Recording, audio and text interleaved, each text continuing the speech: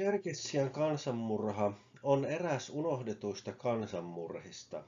Sitä ei täällä lännessä juuri muisteta, eikä sitä tuolla itänaapurin puolella juurikaan haluta muistella. Kansanmurha on kuitenkin jopa 1800-luvun tapahtumien mittapuulla poikkeuksellisen verinen ja raaka, ja tässä esityksessä käynkin hiukan läpi, mistä tässä oli oikein kyse. Mikä tämä Tšerkessian kansanmurha, joka on suurelta osin historian hämäriin jo vaipunut, niin mistä siinä oli oikein kyse? Kansanmurhien synkessä historiassa Tšerkessian kansanmurha on itse asiassa yksi pahimmista. Mutta siitä on kulunut sillä tavalla aikaa ja se tapahtui Euroopan rajojen ulkopuolella tai ainakin rajamailla, että se on ollut helppokin unohtaa ja tuolla itänaapurin puolella sitä ei ole haluttukaan muistella ja onpa jopa täysin kyseenalaistettukin, ettei muista kansanmurhaa ole koskaan tapahtunut. Siinä mielessä itse asiassa kun historia katsoo, niin tämä Tšerkessian kansanmurha rinnastuu monella tavalla armeenialaisten ja assyrialaisten kansanmurhiin, jotka osapuoli, joka on ollut siinä toimeenpanevana voimana, kyseenalaista ja kiistää koko tapahtuman. Mutta itse asiassa kun katsotaan, niin voisi sanoa, että Armenian kansanmurhan kiistämiseen on huomattavasti vahvemmat perustelut kuin tähän Tšerkessian kansanmurhan kiistämiseen. Oli miten oli, kyseessä on verrattain hyvin dokumentoitu tapahtuma, jonka vaikutukset on kutakuinkin tiedossa, ja ne olivat katastrofaaliset. Tšerkesseistä vähintäänkin noin 95%, mahdollisesti 97% murhattiin, pakeniin tai ajettiin maanpakoon kotiseudulta. Tšerkessiä käytännössä siis tyhjennettiin asutuksesta tämän tapahtuman myötä. Kuolleita oli vähintään noin 1,5 miljoonaa tällaisina akateemisina konservatiivisina arvioina esitettynä, mutta on jopa mahdollista, että puhumme noin 2 miljoonasta. Absoluuttisina uhrien määrinä laskettunakin kyseessä on yksi näistä suurista kansanmurhista. Kolonialismi ja imperialismi historiassa pitkin ja poikin on pienille kansoille tapahtuneita aivan järkyttäviä tragedioita, mutta kun me puhumme tšerkesseistä, niin me puhumme miljoonien ihmisten kansasta, jota tällainen kohtalo kohtasi. Venäläiset levittäytyivät Kaukasuksen suunnalle 1700-luvulla ja Tšerkessian sota alkoi vuonna 1763 ja se jatkui vuoteen 1864. Sitä siis käytiin 101 vuotta. Se oli Venäjän historia ja Kaukasuksen historian itse asiassa pisin sota, joskin rehellisyyden nimissä on sanottava se, että 101 vuotta sotaa nyt ei aivan 101 vuotta taukoamatonta sotaa tarkoittanut, mutta kyseessä oli siis sota, jota mikään rauha ei katkaissut, ja ainakin matalan intensiteetin taistelut olivat käytännössä jatkuvia. Ja se oli hyvin raakaa sotaa, jossa käytiin etnisen puhdistuksen keinoja kansanmurhaomaisesti jo ennen tätä varsinaista Tšerkessian kansanmurhaa. Voisi sanoa, että itse asiassa tämä Tšerkessian kansanmurha, kuten moni muukin kansanmurha historiassa, niin oli tällaisen historiallisen kehityskulun valitettava huipentuma. Ei mikään anomalia, vaan loppuhuipennus, mikä tapahtui sitten tällaisen systemaattisen politiikan myötä. Ja itse asiassa näin se oli Venäjänkin kanssa. Tämä Venäjän valloitussota Kaukasuksella yleisesti ei ollut mitään erityisen humaania, mutta tšerkessit kansana, joka taisteli ankarasti vihollista vastaan ja ei suostunut alistumaan keisarikunnan komentoon, sitä kohtasi sitten aivan erityinen viha. Ja vaikka Grigori Zas ei palvellutkaan tässä Kaukasuksen sotien loppuvaiheessa ja silloin enää sotilaana, kun Tšerkessian kansanmurha varsinaisesti toimeenpantiin, niin hän oli merkittävässä roolissa ja henkilö jonka vaikutus näkyy voimakkaasti siinä, kuinka Kaukasuksella soditaan. Hän soti siellä vuosina 1830-1842. Hän oli pitkän linjan keisarillisen armeijan sotilas, joka oli kunnostautunut oikeastaan kaikissa näissä aikakautensa sodissa, ja hän oli aloittanut asepalveluksensa jo alle 20-vuotiaana nuorukaisena. Grigori Zas Kaukasuksella hänet tunnetaan Tšerkessien ja muutaman muun kansan keskuudessa nimellä Shaitan, saatana tai itse perkele, sillä hän oli hyvin julma sotilasjohtaja, jonka aikakaudella nimenomaan ryhdyttiin sitten Tšerkessejä vastaan sotimaan systemaattisesti keinoilla, joihin kuului siviiliasutuksen hävittäminen ja tuhoaminen, maatalouden edellytysten tuhoaminen sekä systemaattinen ihmisten hävitys. Tilalle sitten tuotiin venäläisiä kolonialisteja. Tällaiset raat valloitussodat olivat kyllä alkaneet jo aikaisemmin, mutta Grigori Zasin komennolla tällaisesta toiminnasta tuli oikeastaan niin kuin työkalu, jolla sitä aluetta sitten otettiin haltuun. Ja Zas oli monella tavalla hyvin tyypillinen 1800-luvun eurooppalainen sotilasjohtaja, joka ei eurooppalaisia vastaan sitten sotii. Hänen omien sanojensa mukaan nämä tserkessit olivat ali-ihmissaastaa, raakalaisia tai eurooppalaisia venäläisiä nähden alempirotuisia. Hän keräsi tällaisia näytteitä sitten ja lähetti Berliiniin tutkittavaksi näitä tserkessien päitä, ja oli tunnettu myös siitä, että itse hän myöskin keräsi ruumiinosia ja päitä ja määräsi murhautettavaksi siviilejä ja jopa antautuneitakin vastustajia. Zasin johdolla Venäjä kävi 1800-luvun alkupuoliskolla jo raakaa ja epäinhimillistä sotaa, mikä raisti tätä sodankäyntiä ylipäätään molempiin suuntiin. Tšerkessit vastasivat myös veritöihin veritöillä, joissa sitten myöskin kohteena olivat nämä venäläiset kolonialistit, joita sitten pyrki asettumaan sinne, minne sitten Venäjän valta levisi. Mutta vaikka tšerkessit taistelivatkin urheasti, niin tämä urheuden hinta oli heille hirveä, ja määrätietoinen vastarinta sitten johti siihen, että keisarikunta entistä määrätietoisemmin pyrki alueita ottamaan valtaan. Ja kun yhteenotossa osapuolina olivat kuitenkin verrattain pieni vuoristokansa tai kansojen joukko ja suurvalta, niin eihän siinä pitkän aikavälin tapahtumakululla mitään erityistä yllättävyyttä ollut. Mutta huomioarvoissa on se, että kun siinä vaiheessa, kun 1700-luvulla venäläiset etenivät sitten näille Tšerkessien alueelle ja sota syttyi, niin ei ollut olemassa mitään Tšerkessian valtiota.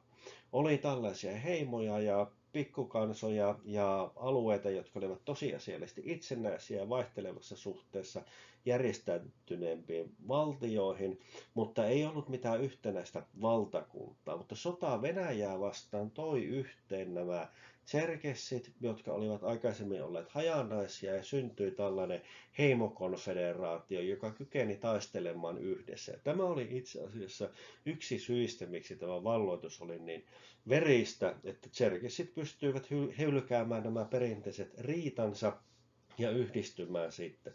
Samalla sitten, kun tätä venäläisvastaista vastarintaa sitten nämä tšerkessit tosiasiallisesti johtivat, tsetsenit olivat toinen ryhmä, jotka taistelivat ankarasti, niin menestys venäläisiä vastaan toi sitten tukijoita muualta, kun esimerkiksi venäläiset sitten valloittivat idemmiltä alueelta sitten nykyisen Ingushetia ja Dagestanin alueet, jotka vietiin Iranilta, niin sieltä sitten virtasi sitten taistelijoita näiden tšerkessien riveihin taistelemaan sitten venäläisiä vastaan toisaalla. Venäjä myöskin sen valtahan esimerkiksi Puolassa oli melkoista sortovaltaa, niin Venäjän asevoimista pakeni sitten puolalaisia sotilaita, joista monet liittyivät tšerkesseihin, ja puolalaisia vapaaehtoisia riittyi siinä määrin sitten muualtakin tšerkessien rinnalle sotimaan, että siellä oli ihan puolalaisia yksiköitäkin taistelemassa sitten venäläisiä vastaan. Eli tämä sota,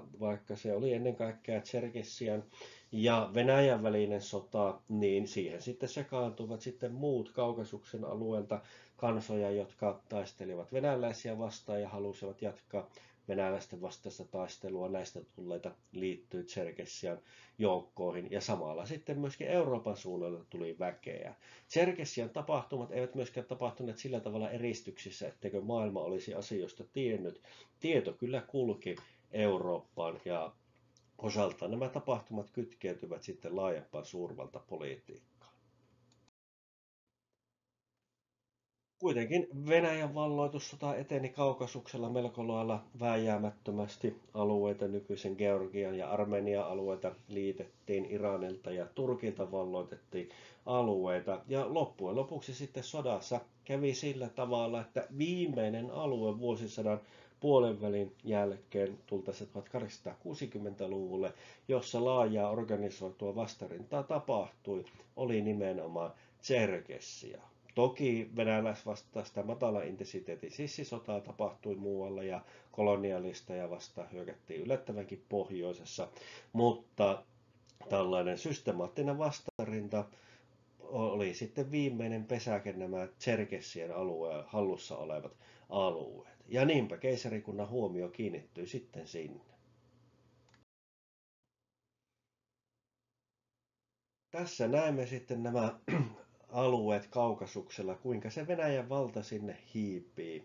Tuossa näemme noilla salmiakkikuvioilla pohjoisempana, siellä on nämä varhaiset venäläiset tukikohdat ja linnoitukset, hyvin usein kasakkalinnoituksia, mistä sitten se homma alkaa. Ja sitten alkaa tämä valloitussota, ja keltaisella olevat on alueita, jotka on valloitettu Katsar-dynastian Persialta eli Iranilta, useammassakin vaiheessa näitä vietiin sitten, ja punaiset sitten Ottomanin valtakunnalta. Ja näemme, kuinka venäläiset työntyvät aika nopeastikin tuonne itäisen Kaukasuksen alueelle, mutta sitten tuo Mustanmeren rannikon itälaita, siellä näkyy tämä 1864 valloitus, siellä suurin piirtein sijaitsee tämä Sotsin kaupunkikin tänä päivänä, jonka seudulla sitten nämä viimeiset taistelut käydään.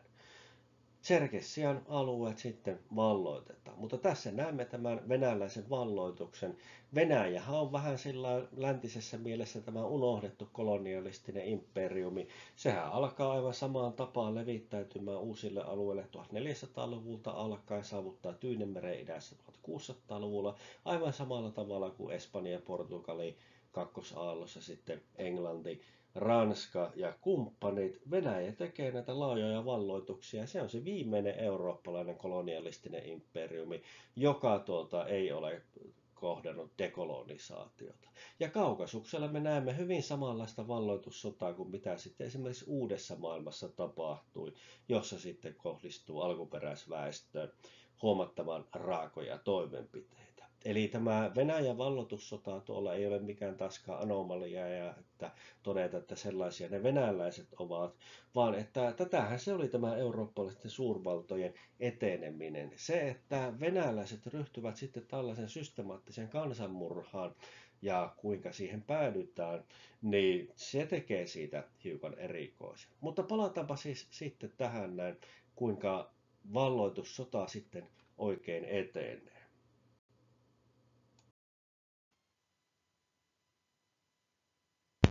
Venäläisten välinen sota tai sotien sarja, siinä nähtiin monia vaiheita, mutta loppujen lopuksi kehitys oli kuitenkin armotonta.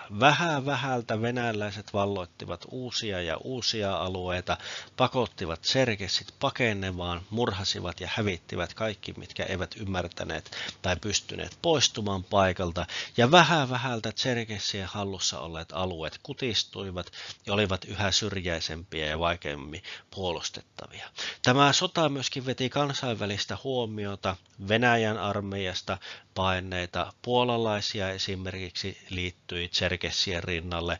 Samoin sitten näitä Kaukasuksen muitakin kansoja, jotka olivat joutuneet venäläisten valtaan, liittyi myöskin sitten tserkessien rinnalle. Ingusseja tuli idempää, tsetseenejä ja koko joukko muitakin kansoja oli sellaisia, joiden jäseniä sitten liittyi näihin viimeisiin Venäjää laajasti vastustaneisiin joukkoihin. Mutta taistelu oli epätoivoista ja tappio oli melko lailla lopulta vääjäämätöntä. 1850-luvulle tultaessa sitten tserkessit tekivät viimeisen tällaisen laajan vastahyökkäyksen, joka onnistui vuoteen 1854 mennessä valloittamaan joitakin menetettyjä alueita takaisin, mutta pitkittyneessä taistelussa sitten venäläiset pystyivät työntämään tserkessit pois ja ottamaan alueita hallintaansa.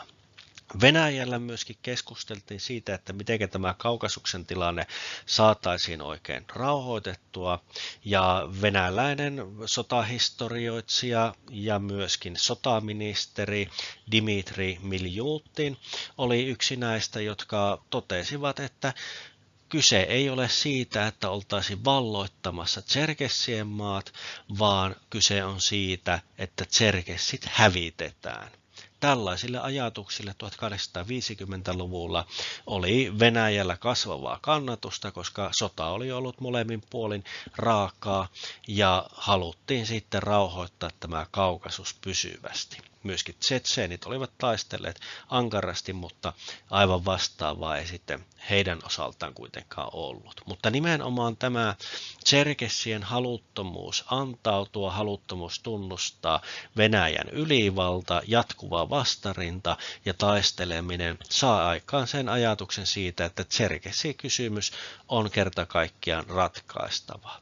No, mitä siinä sitten käy? No kuitenkin tserkessien vastarinta, laaja vastarinta alkaa sortumaan ja 1859 sitten jo osa näistä tserkessiheimoista sitten niin pyytää rauhaa ja armoa ja alistuu sitten tsaarin valtaan. Ja tästä alkaa sitten kehityskulku näiden ensimmäisten heimojen myötä, että se vastarinta laajassa mittakaavassa alkaa romahtamaan, kun heimo toisessa perään sitten antautuu. Mutta mitä sitten tapahtuu? No, venäläiset tuovat sitten Tserkessian alueelle lisää joukkoja ja vuoteen 1860 mennessä sitten kymmeniä tuhansia sotilaita on Tserkessien alueella. Siihen mennessä tosiaan viimeiset suuret armeijat on lyöty, vastarinta kyllä paikoin jatkuu, mutta tserkessit alkavat olla lyötyjä ja pääosa on luopunut taistelusta. Mutta tämä ei kuitenkaan lopeta venäläisten toimintoja, vaan Venäjän armeija jatkaa sitten tällaista tosiasiallista hävityssodankäyntiä, kyliä hävitetään, miehiä tapetaan, naisia raiskataan, verityöt jatkuvat, vaikka tserkessien laaja vastarinta on murrettu. Tserkessit eivät enää kykene laajamittaiseen vastarintaan, vaikkakin sissisota paikoin jatkuu. Viimeiset alueet, mitä tserkesseillä on hallussa, ovat vuoristossa ja sitten toisaalta nykyisen Sotsin kaupungin ympäristössä. Sotsissa perustetaan Tserkessien parlamentti vuonna 1861 ja tämä lähettää sitten avunpyynnön Eurooppaan. Tserkessien parlamentti käynnistää myöskin neuvottelut Venäjän keisari Aleksanteri toisen kanssa ja näissä neuvotteluissa sitten syyskuussa 1861 saavutetaan rauha ja siinä sitten tserkessit toteavat, että he hyväksyvät sen, että heistä tulee Venäjän alamaisia. Keisari Aleksanteri II kuitenkin hänen suunnitelmansa sitten muuttuvat, nimittäin Aleksanterin kenraalit ovat sitä mieltä, että tämä tserkessikysymys pitää ratkaista ehdottomasti. Ei ole riittävää se, että Tserkessian alue liitetään Venäjään, vaan että tästä kansasta, joka on niin paljon verenvuodatusta ja hankaluutta aiheuttanut ja taistellut niin pitkään Venäjää vastaan, että nämä ihmiset täytyy hävittää tai pakottaa muuttamaan Ottomanin valtakuntaan ja muille vieraille maille.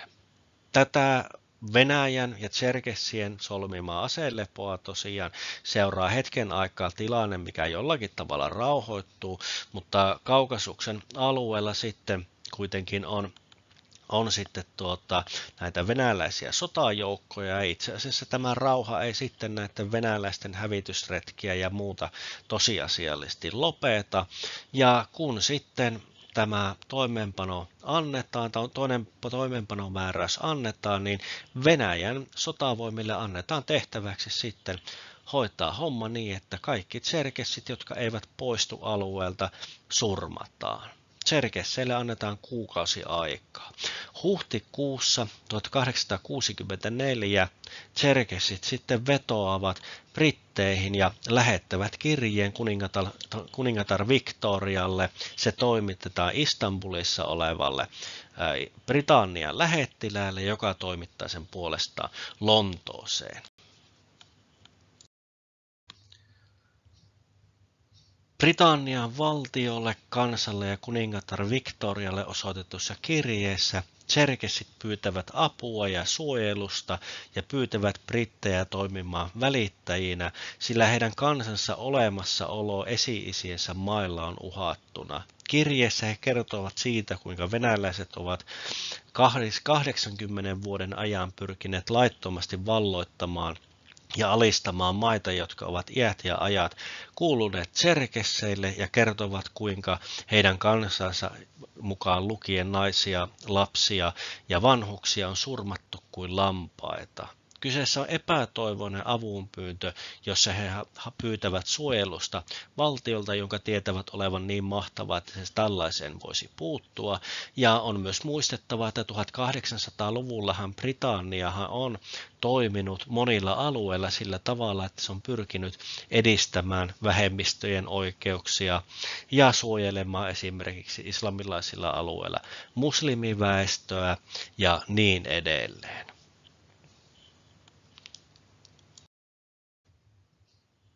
Anteeksi, tietysti siis kristittyjä vähemmistöjä muslimialueella. Tserkessit olivat muslimeita, ja siinä vaiheessa, kun tuo kirje lähetettiin Englantiin, niin itse asiassa heidän viimeinen armeijansa oli jo lyöty, ja kaikki tserkessien alueet olivat nyt venäläisten hallussa.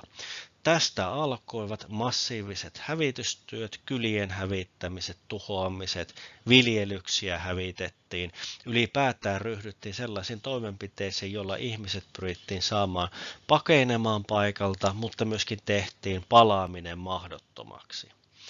Yksittäisiä tserkessejä sitten pakeni vuorille, ja yksi tserkessi klaaneista tai heimoista itse asiassa jatkoi vielä seuraavalle vuosikymmenelle vastarintaa, mutta tämä loppusuora oli vain ja ainoastaan surkeaa räpistelyä.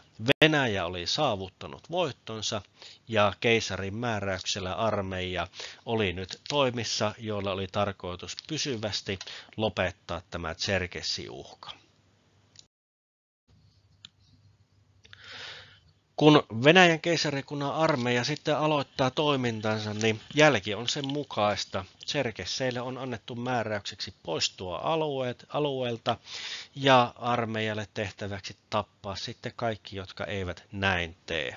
Seurannassa verilöylyssä surmataan maltillisten arvioiden mukaan 1,5 miljoonaa ihmistä, mutta onpa siellä yläpäässä sellainen ihan akateemisesti perusteltukin lukema kuin 2 miljoonaa. Puhutaan siis vastaavan mittakaavan kansanmurhasta aivan tapettujen ihmisten määrällä laskettuna kuin armenialaisten ja assyrialaisten kansanmurhat esimerkiksi. Toisaalta sitten, kun ihmisiä ajetaan massamäärin pakoon, niin tämänkin aiheuttamat tuhot ovat todella suuria, että arvioiden mukaan 1,5 miljoonaa ihmistä sitten lähtee ja pakotetaan liikkeelle, mutta näistä suuri osa ei itse asiassa koskaan pääse sitten perille, vaan näistäkin sitten korkeintaan noin puolet pääsee Ottomaanivaltakunnan Iranin alueelle sitten pakoon. Kaiken kaikkiaan Ottomaanien arkistosta selviää se, että noin 1 miljoona ihmistä Kaukasuksen alueelta sitten saapuu pakolaisina, näistä ylivoimainen enemmistö tserkessejä, mutta lähes puolet heistä sitten menehtyy kulkutauteihin, nälkään ja janoon saavuttua Ottomaanivaltakunnan alueelle. Tserkessien historialliset alueet, niille saapuu puolestaan Venäjän imperiumin muilta alueilta väestöä. Ne tarkoituksella kolonisoidaan, koska ajatuksena on tosiaan ottaa ne alueet haltuun ja pitää huoli siitä, että tserkessit eivät enää sinne sitten palaa. Ja kulttuurin resilienssistä kuitenkin kertoo se, että tserkessit eivät tähän katastrofiin tuhoudu ja romahda, vaan tänäkin päivänä tserkessejä sitten on, mutta heistä suuri enemmistö, arviolta noin 90%, asuu sitten Turkin, Jordanian ja muiden Lähi-idän alueiden puolella ja vain pieni vähemmistö sitten Venäjän alueella. Aivan kaikkia tserkessejä sieltäkään ei hävitetä. Nämä viimeiset vastarintaa tekevät, jotka jatkavat siis kamppailua 1870-luvulle saakka, he kun sitten saavat armahduksen, niin heidän sallitaan asettua vanhan Tserkessian alueelle, koska heitä ei enää pidetä erityisenä uhkana. Ja jotkut heimot, jotka varhaisessa vaiheessa sitten liittyivät Venäjän vallan alle ja tunnustivat sen, eivätkä aiheuttaneet suurempia vaikeuksia, sitten selvisivät myös sitten vähemmällä, ja näistä sitten polveutuvat nämä Venäjällä tänäkin päivänä asuvat tserkessit. Mutta tämä oli siis poikkeuksellisen raaka kansanmurha, joka herätti huomiotakin, protesteja ja vastalauseita, mutta mitään konkretiaa ei tähän britteihin vetoamisesta kuitenkaan käytännössä seurannut. Summa summarum, tserkesseistä 95-97% murhattiin, pakeni tai ajettiin maanpakoon pelkästään tämän sotien sarjan ja kansanmurhien viimeisessä vaiheessa, joka käynnistyy 1800-luvun puolenvälin jälkeen. Tässä viimeisessä vaiheessa kuolleita oli vähintään 1–1,5 miljoonaa, mutta korkeimmat realistiset arviot, joita voidaan pitää aivan mahdollisena, ovat jopa noin 2 miljoonaa uhria.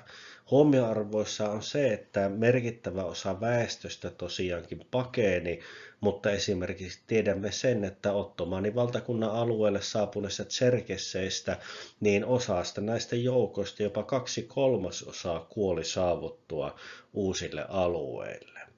Jotkut tutkijat ovat pitäneet tätä Tserkessian kansanmurhaa 1800-luvun pahimpana kansanmurhana. Pahimpana nimenomaan siinä mielessä, että kuinka paljon uhreja se vaati ja toisaalta kuinka systemaattinen se toteutukseltaan oli. Nimittäin tämä kansanmurha pantiin toimeen Venäjän keisari Aleksanteri II määräyksestä, jonka määräyksellä myöskin aloitettiin näiden valloitettujen alueiden kolonisaatio. Huomioarvoissa on myöskin se, että tätä kansanmurhaa hyvin pitkälle perusteltiin niin uskonnollisin kuin etnisinkin syin. Tämä Venäjän keisarillinen armeija puolestaan sitten toteutti tämän käskyn systemaattisesti, ja tämä julmuus, jolla tserkessejä kohdeltiin ja muitakin Kaukasuksen kansoja, jotka olivat asettuneet Venäjää vastustamaan, niin tämä oli jopa 1800-luvun jälkipuoliskon mittapuulla poikkeuksellista. Sota oli kaikkialla raakaa, sota oli 1800-luvulla nykynäkökulmastakin katsottuna monelta osin poikkeuksellisen raakaa, mutta tämä Tserkessian kansanmurha jopa tässä kontekstissa oli poikkeuksellinen tapahtuma. Kiitoksia mielenkiinnosta. Tässä lopussa sitten tuttuun tapaan muutamia videolinkkejä muihin tällaisiin ei niin mieltä ylentäviin aiheisiin. Laittakahan kanava seurantaa.